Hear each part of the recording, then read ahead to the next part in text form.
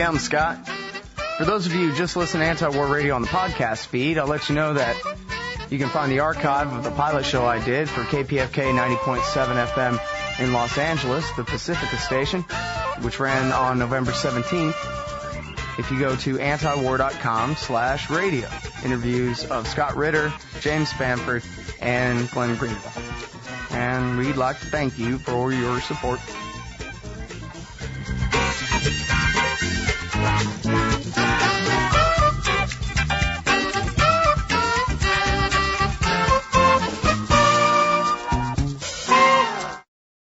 For Antiwar.com, I'm Scott Horton. This is Anti-War Radio.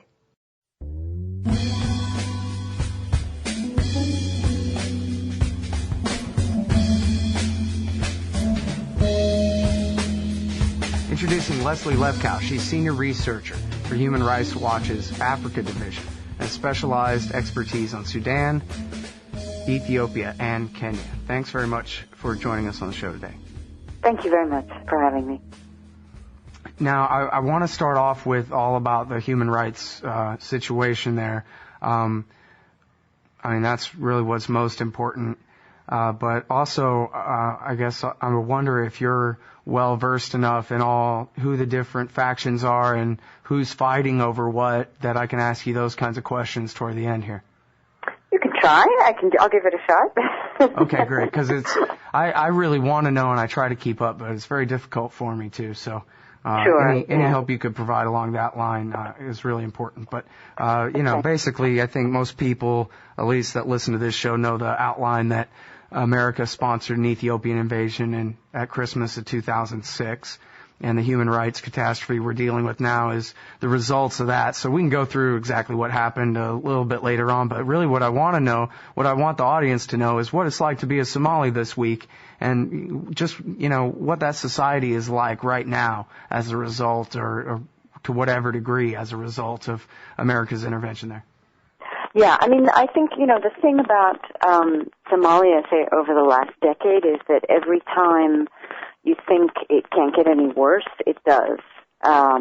If you looked at the situation in Somalia 5 years ago, when the country was basically being torn apart by different warlords, fighting over different areas of territory, dividing the country, South Central Somalia, into different parts, what we saw then was the Somali civilians, ordinary Somali people being very much at the mercy of these warlords, struggling to survive in a country without a state, totally, no government whatsoever.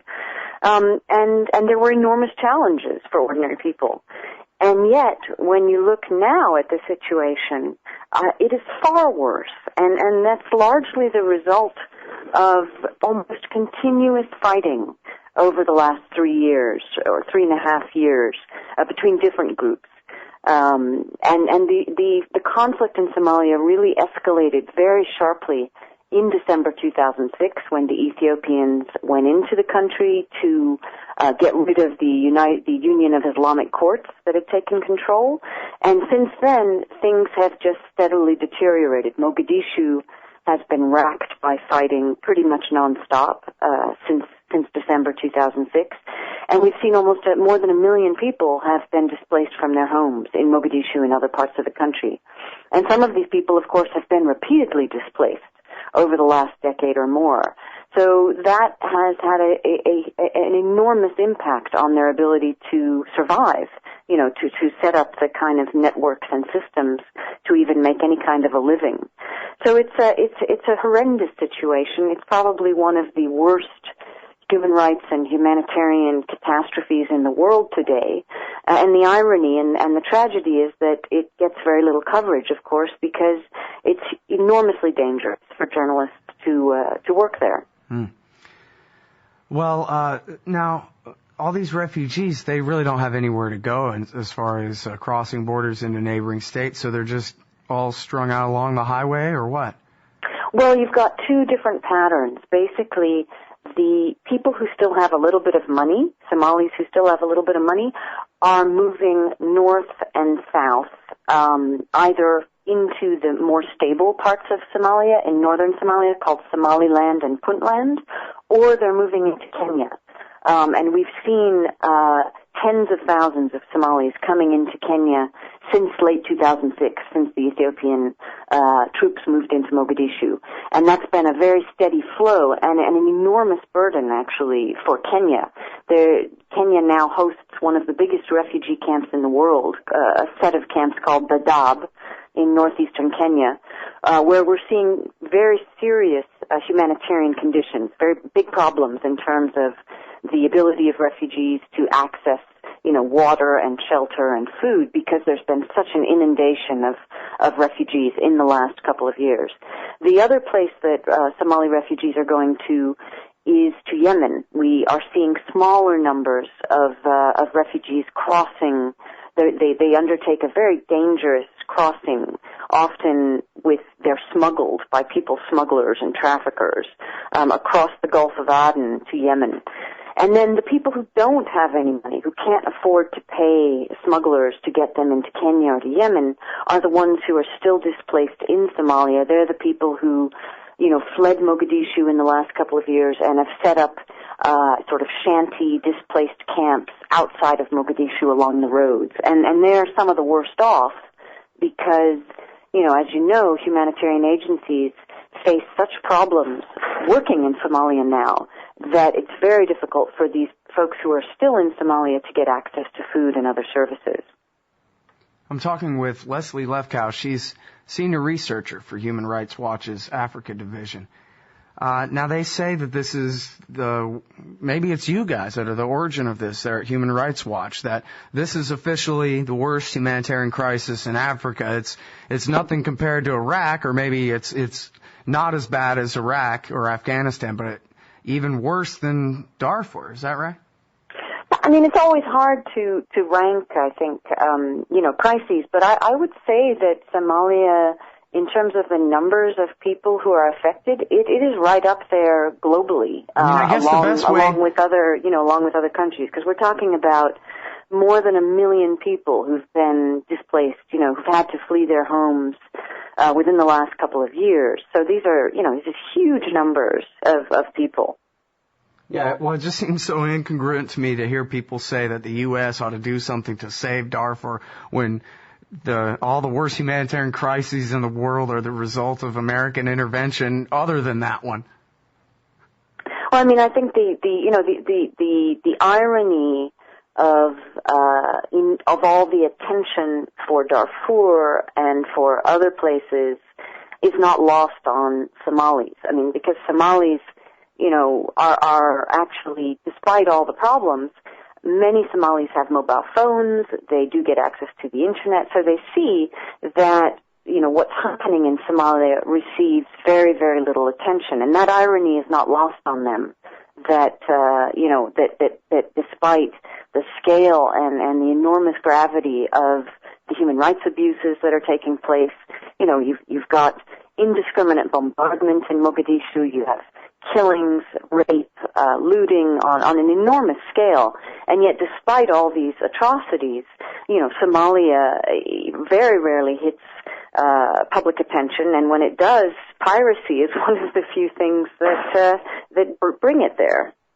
Right. Well, and I hate to say it, but I think probably the most that anybody's learned about Somalia in this society, or the most people at one time who've learned anything really about Somalia, was probably when South Park did an episode a couple of months ago where the boys decided that it would be great to go and be pirates in Somalia, the land of pirates. In their imagination, it's like a Disney movie version of Caribbean pirates.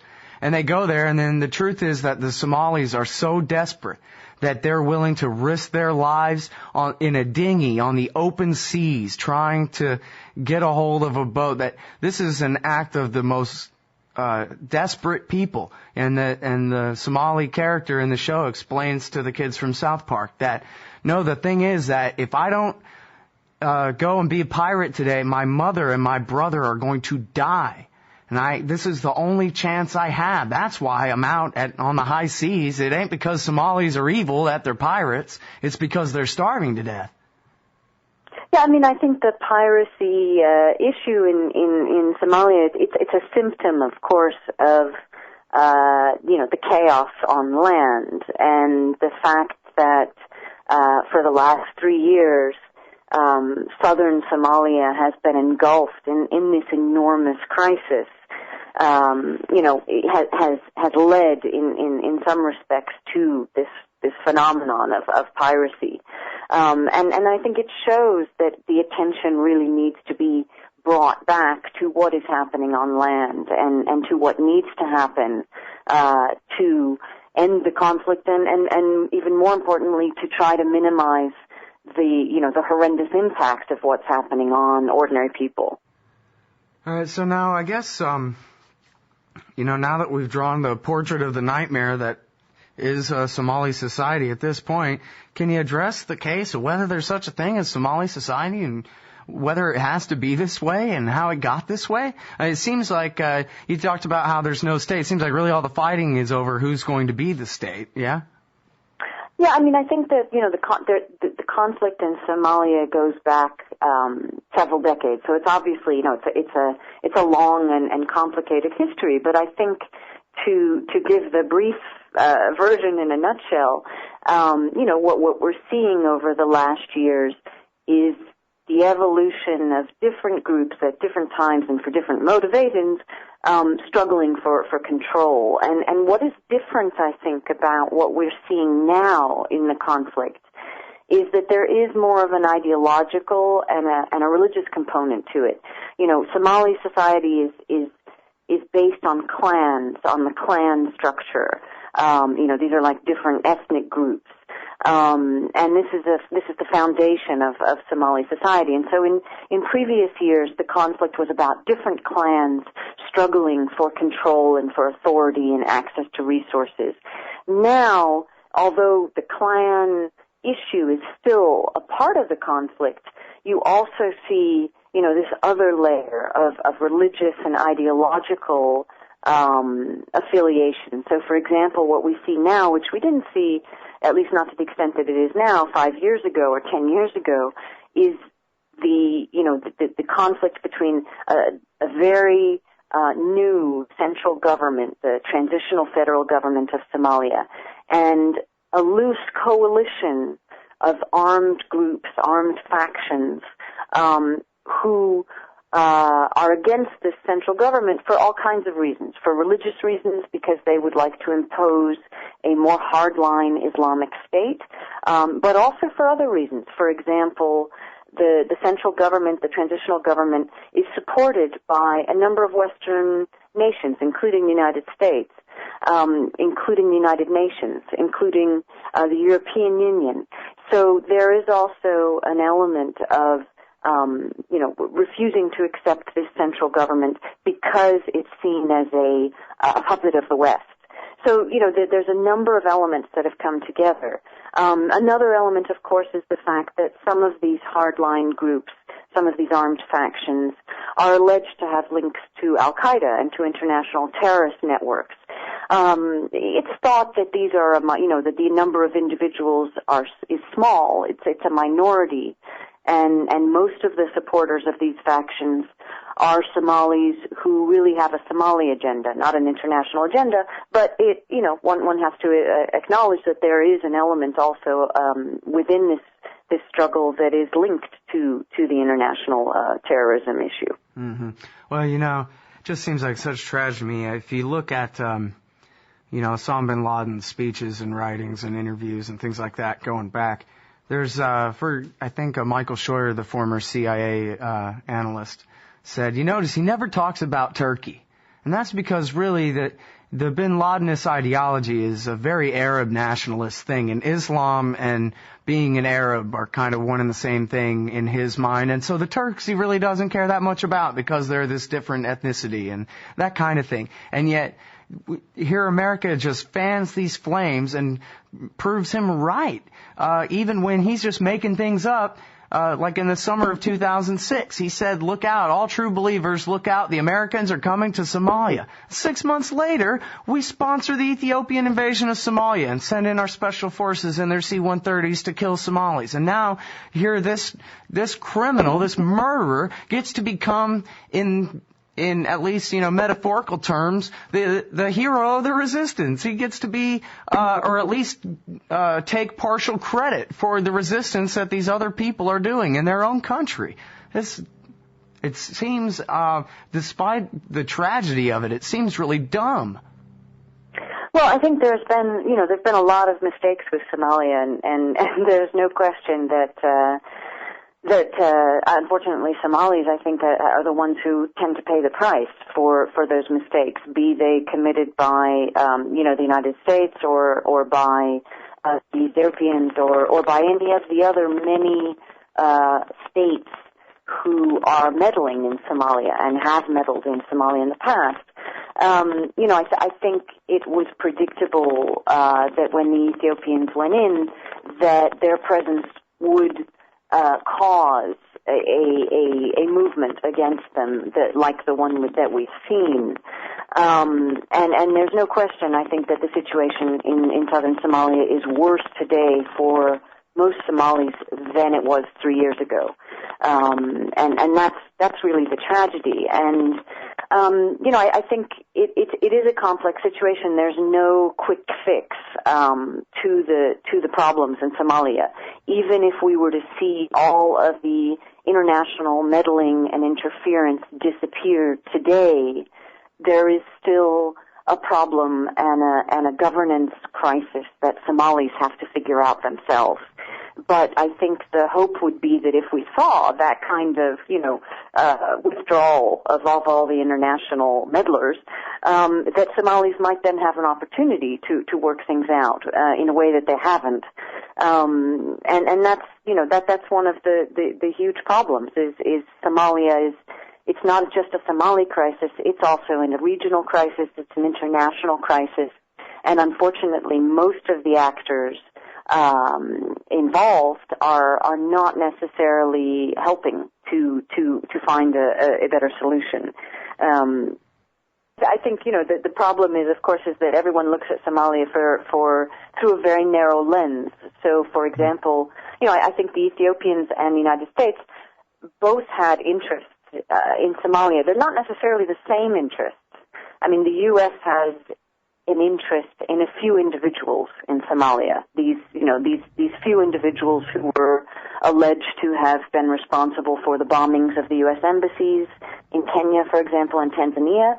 And that's really the main interest, has been the main interest of the U.S. Although, to be fair, the U.S. has also been in the past a big provider of humanitarian aid to Somalis. Is that really it? Is that really it? Because I know that the Washington Post said that. I mean, what this is really about is there are 3 suspects wanted for questioning by the FBI, and so that's why we're doing this. It seems like they sure have radicalized a lot of people and hurt a lot of people in the process, and what did they arrest, one of the 3 or something like that? Is that really all it is? I mean, when I look at my map and I think like an admiral, I think, well, this is the pointy part of East Africa. Maybe America wants to own Somalia from here on. I mean, I'm just making that up and speculating. But do you see any of that, or this is I think that the main interest is in those individuals. I mean, the U.S. has carried out a series of airstrikes in Somalia over the last few years, where they've been trying to target these guys, with one success and mostly failures that hit civilians largely. So I think that has been their main interest. For the Ethiopians, the interest is not necessarily the same. They don't have their interest is more about a very volatile neighbor that could spread chaos into Ethiopia and also cause enormous problems domestically for Ethiopia, and that's really their main concern. So the interests are not always aligned. I mean, I think on the issue of the U.S. supplying humanitarian relief, it absolutely has. The U.S. has been a major donor in the past. Having said that, we are seeing at the moment a crisis on the food side because the U.S. Put al-Shabaab, one of the most radical of the Somali armed groups, on the terrorism list last year. And they are now requiring that humanitarian agencies, including the World Food Program, which distributes most of the food to civilians in Somalia, they have to guarantee that no food will go to al-Shabaab or to its members in any way before they can distribute food, which is very, very difficult to do. It's very difficult to guarantee that in any situation, that 100% of food or of relief, won't be, that not even tenths of a percent could be diverted. So they've actually put a block on all food aid for the moment, and there are concerns that if this block is not lifted in the coming weeks, that we may be seeing actually famine in parts of Somalia by the end of the year. Well, we know that they can't control where the guns go, at least from the mainstream accounts. I believe it's the Washington Post said Obama has sent 80 tons of weapons, and then they all just ended up on the market everywhere, and all sides got them. Well, so exactly. I don't know why they ought to be able to choose who gets the food or not once they get it, so I guess they just won't. There is a certain irony in that, yeah, absolutely, because as you say, the U.S. did get an exemption to send arms, and there has been a pattern of the Somali government soldiers and also the African Union soldiers who are there selling their weapons, and the weapons ending up on the open market. So the tracking and the monitoring clearly has some flaws, serious flaws. Now, can you comment at all about the supposed intervention of the Eritreans? Because Hillary Clinton made a special point of threatening them that they might be next if they keep intervening on behalf of the rebels. Yeah, I mean, I think there is evidence that the Eritreans have supported members of al-Shabaab, have also supported other armed groups in Somalia in the past. There is evidence of that. Having said that, I think it's important to point out that Eritrea is only one of a number of countries that are involved in Somalia in supporting the armed insurgent groups, Well, the thing is, others. Ethiopian intervention good, Eritrean intervention bad.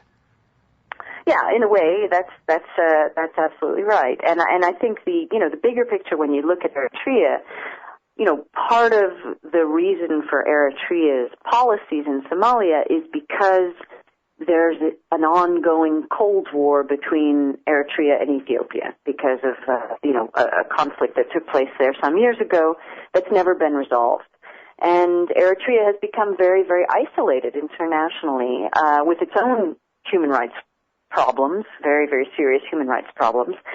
I think one has to ask whether sanctions are going to achieve the effect that one would want, which is to see Eritrea reverse some of these, very unhelpful policies. There's no question that Eritrea's role is not a helpful one in the region.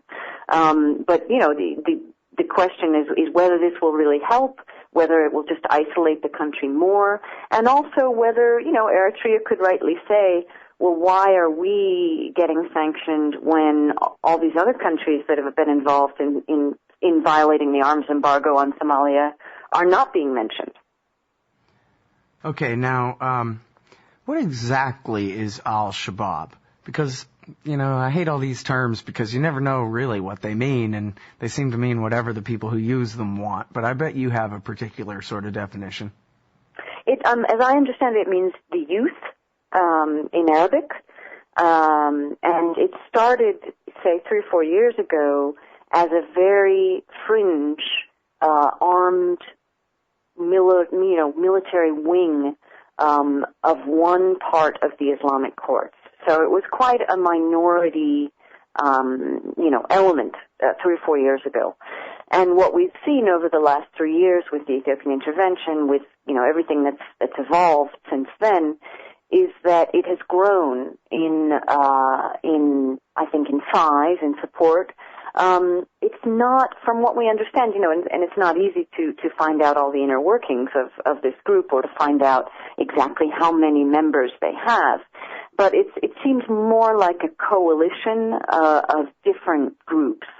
Some of them based on clan, some of them perhaps really more belonging to the group because of ideology, Others because they're offering money. I mean, there's been a lot of recruitment by this Al-Shabaab, by these groups, including among youths and children, sometimes forced. And so it's a kind of an alliance, really. And I think that if we saw a situation, for example, where the central government disappeared altogether, right now the transitional federal government, the central government, really retains control over a very tiny part of Mogadishu, and that's all.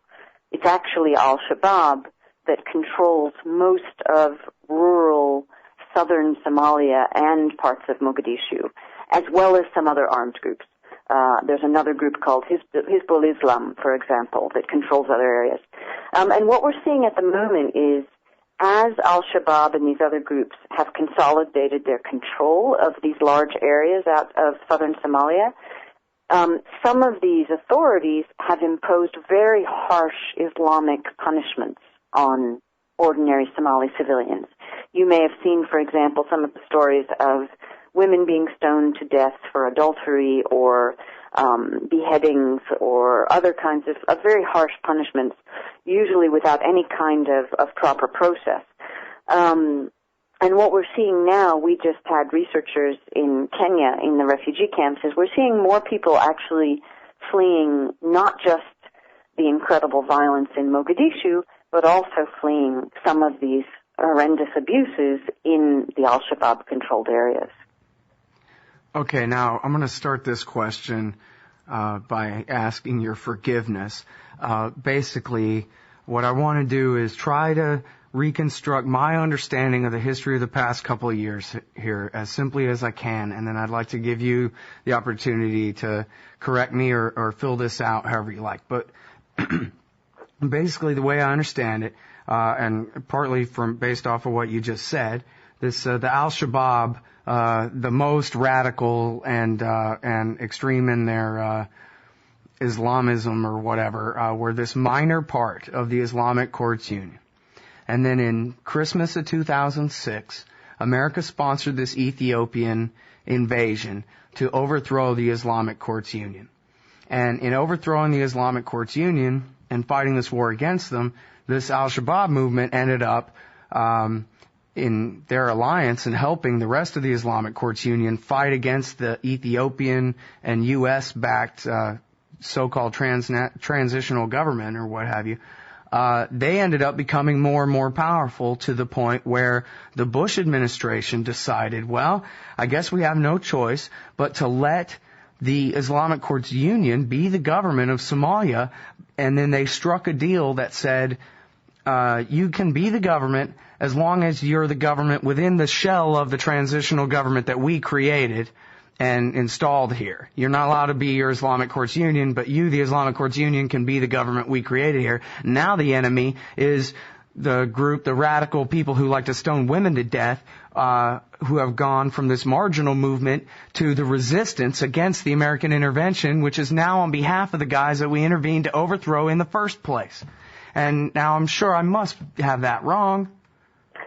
Well, I wish I could say that the elements in there were totally wrong, but I think you've mainly got it right. I mean, there would be some fine points I would argue with here and there, but yeah, largely that's correct. The head of the transitional government now, Sheikh Sharif, was a former, more moderate official in the Union of Islamic Courts, and he is now the head of the transitional federal government. And the transitional federal government, I mean, it has come to power through a process of peace negotiations in Djibouti. But the Shabaab never participated in that, and they have steadily, they and some of these other hardline groups have steadily taken control of more territory in the last couple of years. Partly because they appealed to Somalis. There's a long history of enmity between Somalia and Ethiopia. There were, wars fought in the 70s over eastern Ethiopian territory. So the Ethiopian intervention engendered a lot of resentment and I think helped to radicalize some Somalis. And then that is one of the problems we're seeing now. I think The other issue, though, here is, of course, that I'm not quite sure it's accurate to say that the Americans sponsored the Ethiopian intervention in the first place. I think the U.S. certainly did not send any signal that the Ethiopians shouldn't go in, and they flew gunships in with them. I mean, they certainly took advantage of the fact that the Ethiopians were going in. I mean, I think the full story of whether or not the U.S. actually funded the Ethiopians, I don't think that story has yet been totally told. I don't think we know all the details on that, but certainly the U.S. supported the intervention. But I think it is important to say that, the Ethiopians had their own reasons for going in. They had a very clear agenda for going in. If the U.S. had said, don't go in, would that have stopped them? Possibly. Certainly they were never asked not to. Mm-hmm. I think. Well, we know that those... it certainly suited the U.S. interests at the time for the Ethiopians to go in. Well, when they kidnapped people, they sent them to Ethiopia. They renditioned them to Ethiopia. Yeah. So there were more than 100 people who were picked up and detained when they fled Somalia in late 2006 and early 2007. And dozens of them ended up in Addis Ababa. We actually did a lot of research on this at Human Rights Watch and followed these cases very closely.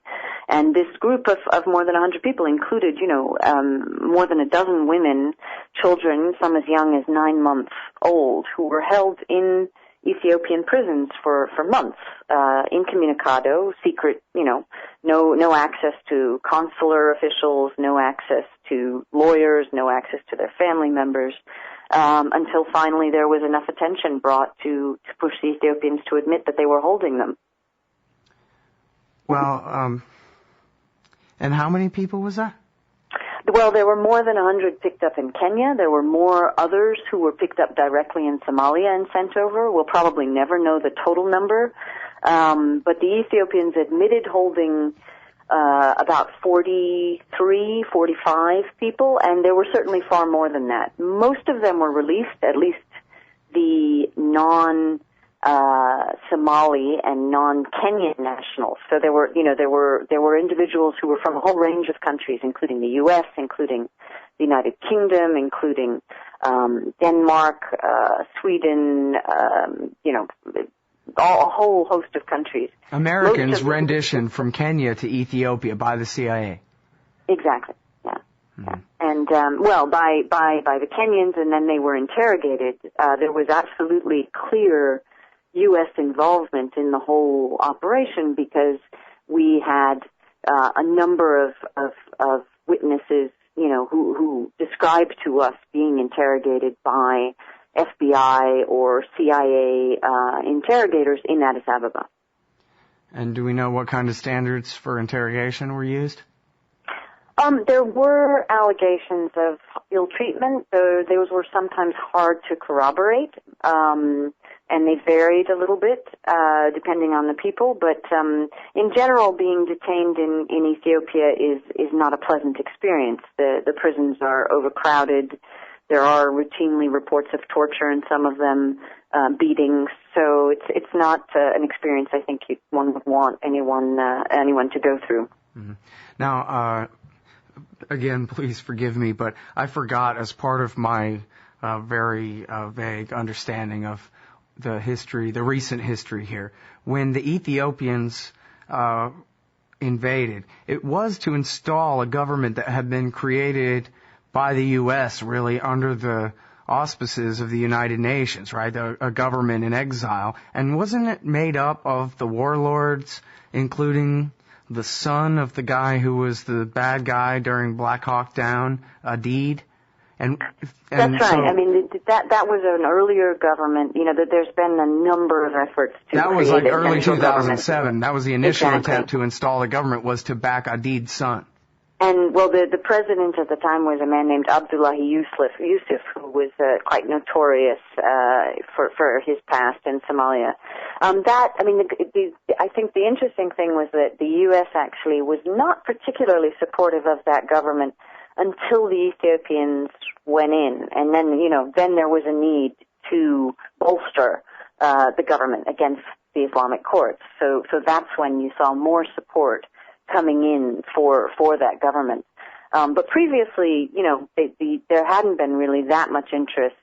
The main U.S. involvement was there was actually a CIA operation in before 2006 where they were actually handing over briefcases full of money to the warlords in Mogadishu to try to pick up some of these individuals that they're interested in, these people that were involved in the embassy bombings.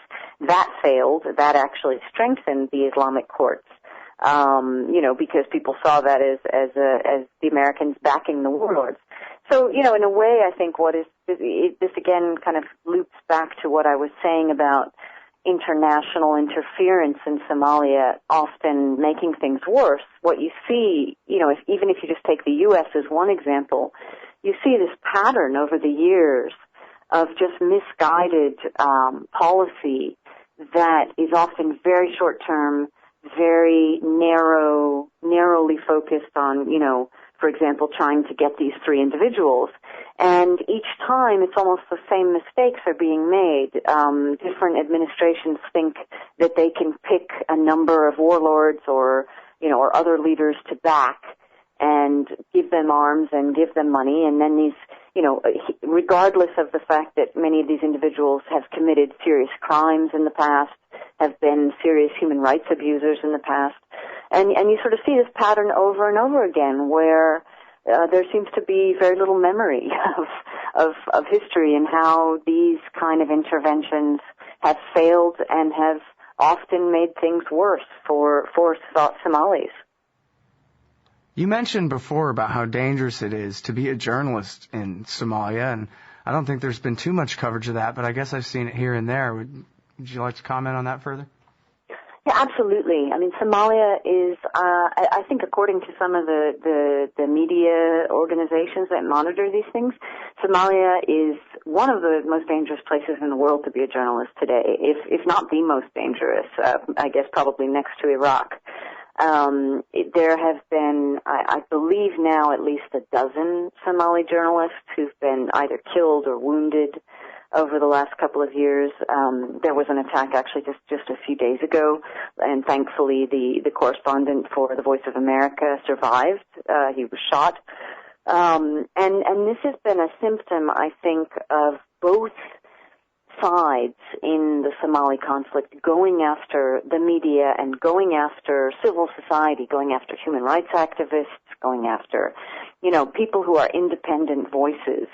And it's been an enormous problem because, not only for those individuals, but because one of the few bright spots in Somalia over, say, the last 3, 4, 5 years has been the fact that media and civil society have been flourishing, and you've seen a real growth in the number of very committed and courageous individuals doing this kind of work. And media in particular has taken an enormous hit, and of course that also means that the coverage of Somalia suffers because most international journalists don't go into Somalia because it's too dangerous and the risks of being kidnapped are enormous. There are actually 2 international journalists who've been kidnapped for more than a year. They're being held for ransom, and a number of others who've been kidnapped and released. So a lot of the bulk of the work that has been done in reporting on what's happening there has been in the hands of Somali journalists. A small number of very committed people who have taken enormous risks to cover the daily diet of bombings and shootings and killings in Mogadishu and elsewhere. So this is a huge tragedy, and it's a terrible legacy of this conflict for Somalia that this group of people has been hit so hard by the way this conflict has evolved over the last couple of years. Mm-hmm. Well, most of us are stuck with Jeffrey Gettleman at the New York Times. And then if we're lucky, we know about Chris Floyd's great blog where he covers Somalia issues. And, of course, there's Human Rights Watch. But where can people find this great journalism that you speak of? Well, there are Somali websites that actually have English versions. VOA actually has a very good VOA Somali service, also has English versions if there are English speakers, and of course for Somalia. I'm sure most of the Somali speakers out there know all the websites already. But there's also the BBC generally tries to cover online on Somali issues, and then there's a couple of websites called, like, one www.garowe, GAROWE.com, that carries a lot of Somali news. So those are good places to look. And of course, as you said, Human Rights Watch, we try to cover things, but those websites I think are a good start for anybody who's more interested in looking at things in more detail every day. That's Leslie Lefkow, Senior Researcher for Human Rights Watch's Africa Division. Thanks very much for your time on the show today. Thank you so much, Scott.